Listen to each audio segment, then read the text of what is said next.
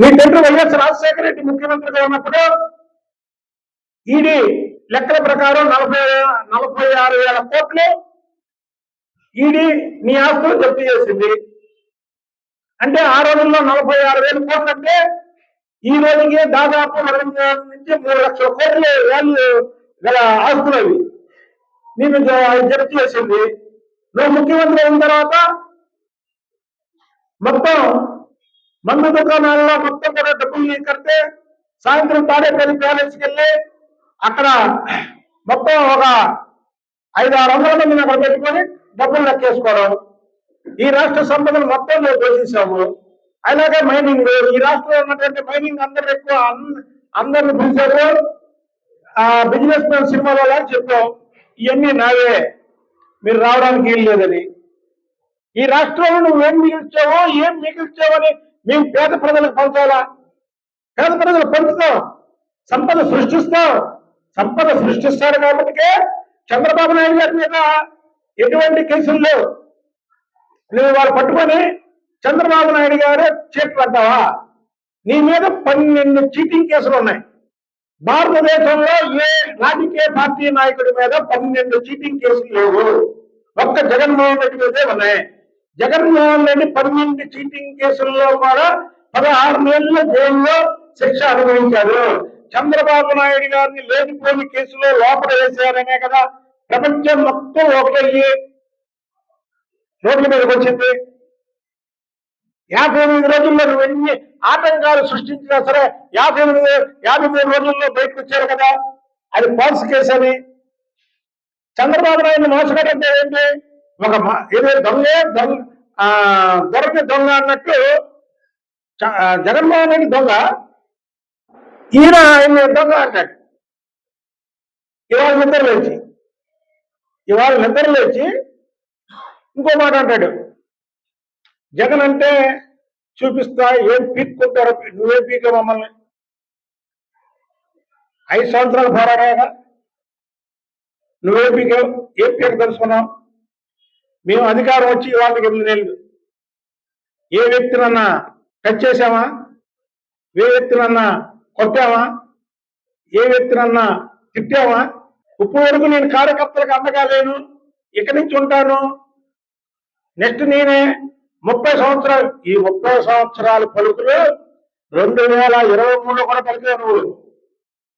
ఈ పలుకులు 2023 కూడా పలికి 30 సంవత్సరాలు నేనే ఉంటాను, 30 సంవత్సరాలు నేనే ఉంటానంటే ఆఖరికి నీకు 16 సీట్లతో సరిపెట్టి ప్రతిపక్ష నాయకులుగా కూడా నువ్వు కలిగి రావు అని ప్రజలు నేను చీకొట్టారు.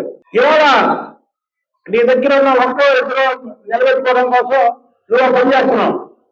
చంద్రబాబు నాయుడు గారికి ఎత్తితే నీ తప్ప నీ దగ్గర ఉన్నటువంటి 10 మంది ఎమ్మెల్యేల దగ్గర ఉన్నటువంటి 3 పార్లమెంట్ సభ్యులు కూడా వస్తారు. నాకు అవసరంలా. చంద్రబాబు నాయుడు గారి మీద నువ్వు ఆయన్ని తోడలాడితే చంద్రుడి మీద ఉమ్ము వేసినట్టే. చంద్రుడిని ఆకాశం వంక చూసి ఉమ్మెత్తే ఎవరి మీద పడితే అతని మీద పడింది. ఇవాళ నిన్న మాట్లాడిన ప్రతి ఒక్క మాట కూడా అది జగన్మోహన్ రెడ్డికే చెందింది.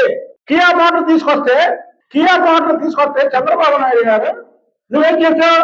నీ ఎంపీలు ఏం చేశారు? ఆఖరిగా పరిగెత్తించేలా చేశావు. అమర్ రాజా ఫ్యాక్టరీని ఇక్కడి నుంచి వెళ్ళిపోయేలా చేశావు. నీ అన్ని క్రిమినల్ బుద్ధులు, నీ దగ్గర ఉన్న వాళ్ళు కూడా క్రిమినల్స్.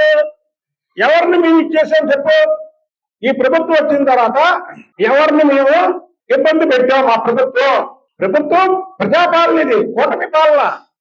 కూటమిలో మేము అడ్డదిడ్డంగా అక్కడ ఇదిగో ఇప్పుడు నువ్వు మాట్లాడావు కాబట్టి నేను ఒక వాస్తవం చెప్తున్నా. యువగల పాదయాత్రలో బుద్ధ వెంకన్న మమ్మల్ని స్టేజీ మీద తిడుతూ బెదిరిస్తున్నాడని కేసు పెట్టారు.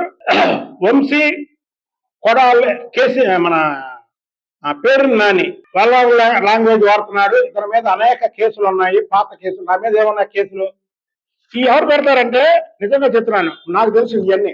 ఎవరినన్నా ఒకరిని అంతమొందించాలన్నప్పుడు నన్ను అంతమొందిస్తారు అని కేసు పెడతారు.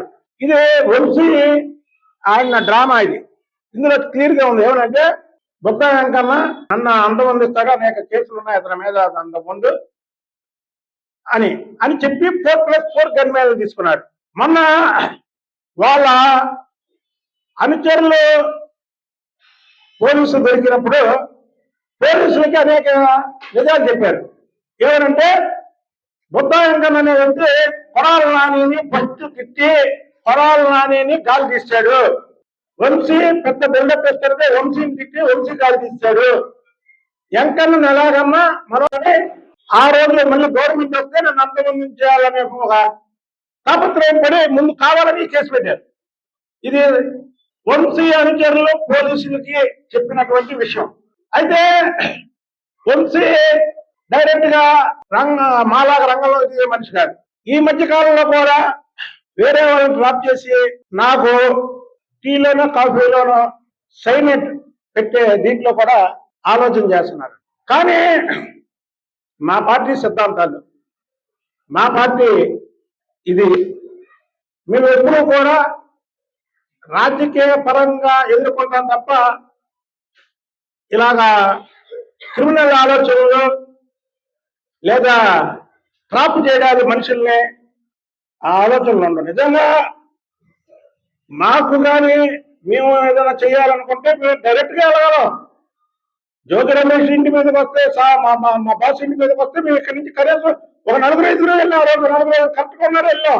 వాళ్ళు 100 మంది వచ్చారు, ఎదుర్కొన్నాం. కొడాలని పవర్ ఉన్నప్పుడు చంద్రబాబు గారు గేట్ తెచ్చేస్తే చంపేస్తారన్న పవర్.